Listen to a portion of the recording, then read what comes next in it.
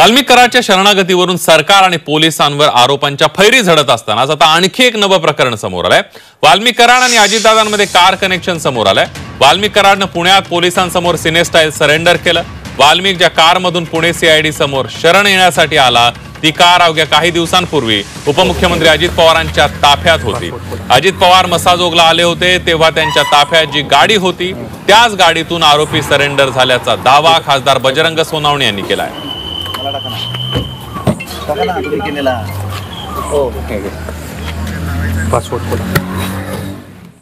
महाराष्ट्र राज्याचे उपमुख्यमंत्री आदरणीय अजितदादा पवार साहेब ज्या दिवशी आमच्या संतोषांना देशमुख यांच्या